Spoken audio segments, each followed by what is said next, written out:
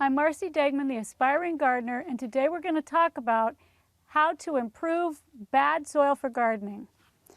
This area here has had a little bit of digging and a little bit of stuff added, but if you can see, all you have to do is reach in here and you can see that there's a lot of clay. That's not good. So first thing I have to do is think about the texture of the soil, because no matter what I put in here, it's going to need something better than that. So the first thing you want to do is dig around in there.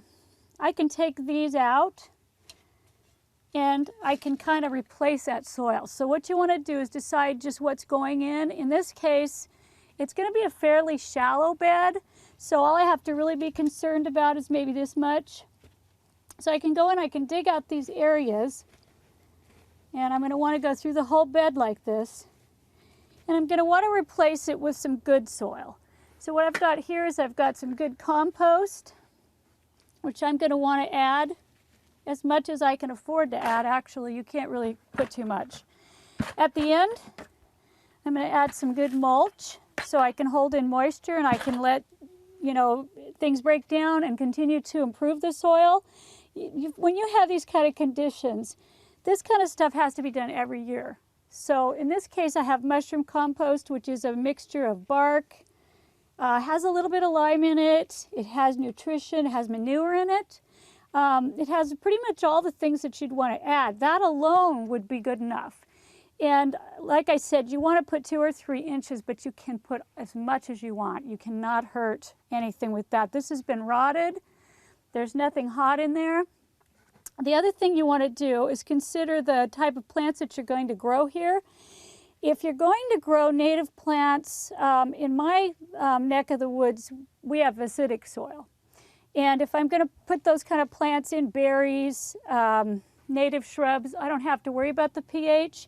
But if you want to grow things like vegetables, certain types of perennials that need to have a more alkaline or neutral soil, you might want to add some lime. Now you don't have to put a lot of that, but you might want to put a little bit of that in there just to improve your pH. The other thing you have to consider is your drainage. This area, right now it's fairly dry because it hasn't gotten into the rain season yet. But when the rain starts to come in, I have a problem right back in this area with a lot of rain just pooling right there. It's a very wet area. So what I'm going to do is I'm going to build this soil up higher so that when that happens, this will get good drainage. So those are the 3 things that you want to consider.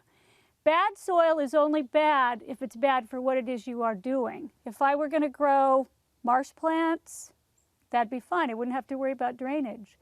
If I'm going to grow things that, very few things like this is never good. This is always bad, but it can be fixed.